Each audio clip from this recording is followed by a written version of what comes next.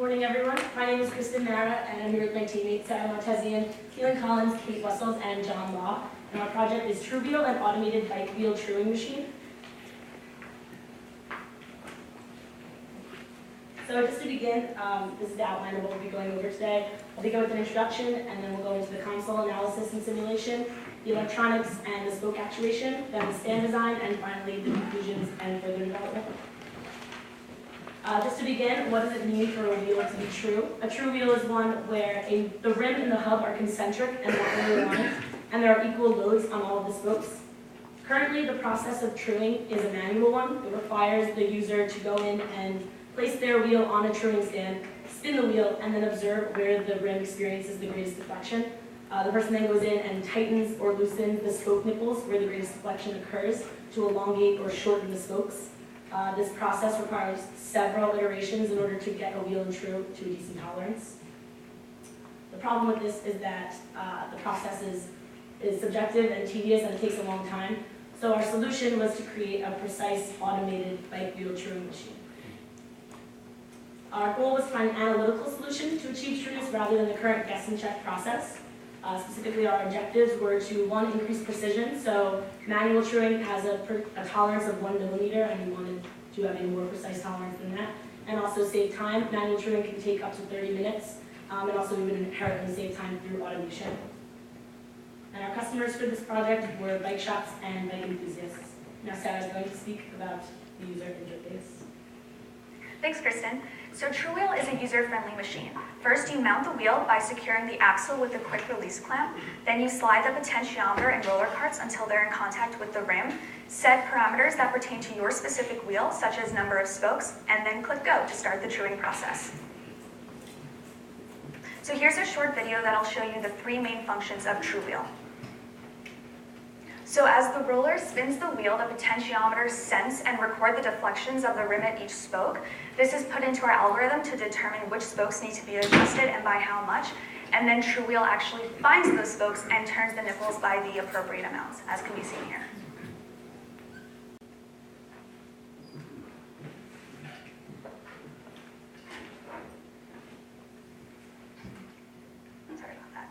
We use console to determine the relationship between the number of nipple rotations and rim deflection. So when you adjust a spoke nipple, 2 deflections occur. The rim shifts, but the spoke itself stretches or compresses.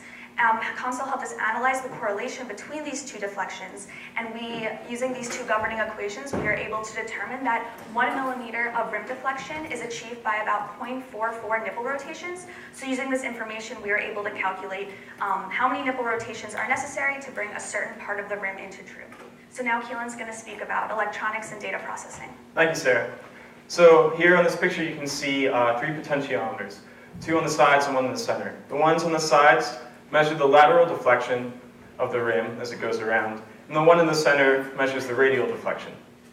The values that are grabbed from these potentiometers by an analog to digital converter are averaged to determine what we deem flat. And then any variation from that average is controlled so that the rim has no eccentricity from that average. The electrical system is shown here.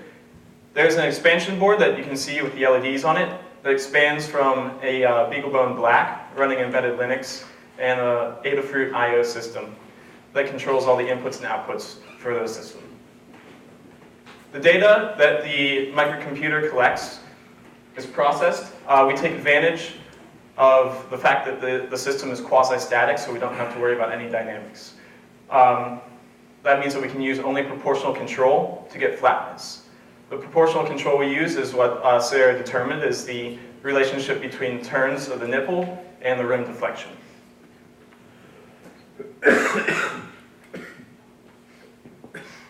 So up there you can see our algorithm. It's on the left is the K matrix. That's what we determined is the change in every spoke when you change 1 spoke.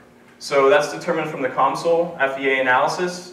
So when you turn 1 spoke, that K matrix tells what happens to every other spoke. The vector of x's is what we want to determine. That's the number of turns per spoke that we need to perform to get flatness. And then the vector on the right is what we've measured. So that's the deflections of the rim. So first, there's a stepper motor that spins the wheel around. And during that time, the potentiometers are grabbing data points. And a beam brake system is counting the number of spokes. After that data is processed in the microcomputer, the actuation system is performed. And now Kate's going to talk about that. So when adjusting spokes, we chose to access the spoke nipples from the underside of the rim. We chose to do this for reasons of easier access as well as increased control. The vertical movement up and down from the rim is powered by a stepper motor in combination with a lead screw. We also utilize a vertical guide rail in order to prevent binding. A second stepper motor is responsible for turning and positioning the wheel so that the spoke that is to be adjusted is right above our precision screwdriver. So our precision flathead screwdriver is mounted to a stepper motor via a flexible coupler, which allows for both vertical compression as well as some lateral flexibility. We use 2 copper coils to serve as our electrical switches. The first lets us know once we've made contact with the underside of the rim, and the second tells us once the bit has engaged in the spoke nipple. Once engaged, the bit turns the spoke nipple by the correct amount as prescribed by our simulation. So if you look at this quick video, you can see this component in action. The bit engages and then turns the spoke nipple. Now, if you'll listen to my friend John, who'd like to tell you about our stand design. So as you can see here behind me, this is our final stand design. On the front we have the IR emitter and receiver that detect each individual spoke. Also on the front we have the potentiometers that determine the deflection of the rim. We have 3, as you can see, 2 in the linear direction and 2 in the lateral direction, I apologize, and 1 in the radial direction. Below at the bottom, if you look up there, you can see that that's where you keep all the electronics. You can see the microcomputer and circuit board. Just above that, underneath the wheel, is where we have the spoke turning mechanism that Kate just talked about. On the back of the wheel is where we mount the motor and roller. In our first prototype, we used an aluminum roller, but found that it didn't allow the wheel to deflect in the radial direction because it was so rigid. So we chose to go with this rubber roller instead, so that the radial potentiometer could sense any deflection in that direction. Some of the important features about our stand, the A-frame that you see that holds up the wheel, it provides more stability for our wheel and allows us to reduce any error that you might see in the potentiometers. Also, a great thing about truWheel is that it's generalized for all wheels. So not only does the A-frame separate to get wider for any size hub, but the carts move up and down to allow it to form to any diameter wheel. Here you can see a breakdown of our costs. As you can see, truWheel costs about $505 to make, which is much higher than current truing stands in the market at around $200. But if you look closely, a large portion of our cost was due to the fasteners and connectors, which is $185. If we were able to make these in-house, we would be able to reduce our costs very significantly and be much more competitive with current truing stands on the market. And now Kristin's going to talk about our conclusions and further developments. Thank you, John. So our 2 initial objectives were to increase precision and save time. Precision-wise, we were able to create an algorithm that trues a wheel with a 0.35 millimeter tolerance compared to the 1 millimeter manual tolerance. And time-wise, truWheel has the ability to true a wheel in less than 10 minutes from setup to finish, which is quite a bit quicker than manual truing, and also, again, saving time through automation. While we did a lot of work this year on this, there's definitely a lot of room for development in the future of truWheel, specifically our spoke actuation system. So our spoke turning mechanism was not 100% consistent with engaging with the bit every time, so that would be improved. Also, our beagle bone actually it broke on us a couple times, so if in the future a new microcomputer would probably be best suited for this project. We were able to get the third one working though. And lastly, increased wheel compatibility. So right now our simulation is set for a wheel with a 3-cross spoke pattern. And in the future, truWheel would have a database with relationships for all different spoke patterns. But I think that there's a lot of potential for the future of truWheel. And we'd just like to acknowledge the following people for helping us with our project. Thank you for your time, and we truly hope you enjoyed learning about truWheel.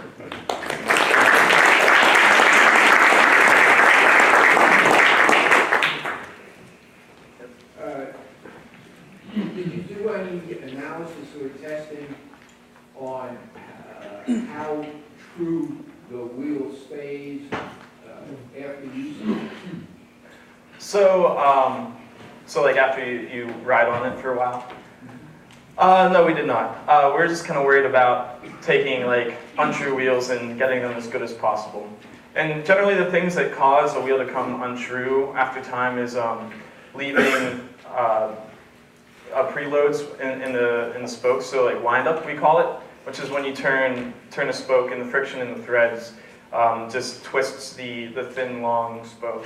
And so that actually kind of causes there to be some give later on whenever that is released during riding.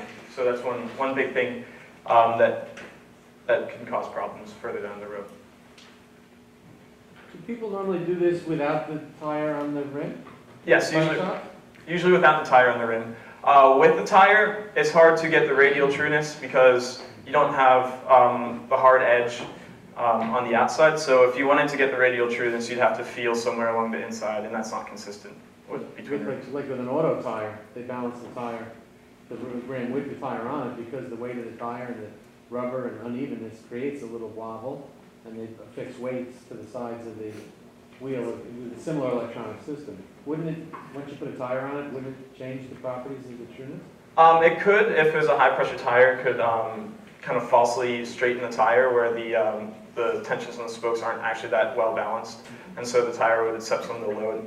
However, this is not a dynamic system like a car wheel truing or balancing system is, so you wouldn't be able to take advantage of. You actually have to feel out the rim rather than feel the eccentricity of the dynamic system. But you're saying if I go to a bike shop to get my wheel trued up, they'll do it without the tire on it? Mm-hmm. Yeah, they'll take it off. Just wondering, are they really standardized enough so you can get the precision screwdriver to engage on like different kinds of wheels? Great question. No. So we tried to fit like a special end manipulator, but there's different. Like each spoke is different. There's nipples different between wheels. So that was a big difficulty for us is engaging those nipples. Hi. Yes. So bicycle wheels are made out of a lot of different materials: graphite, aluminum, titanium, metal, right? I got to believe that the rigidity and so on of these wheels is all different. So have you tried different materials and, did it work for all different materials? So we'd actually need a new console analysis for that. So in console, you input material.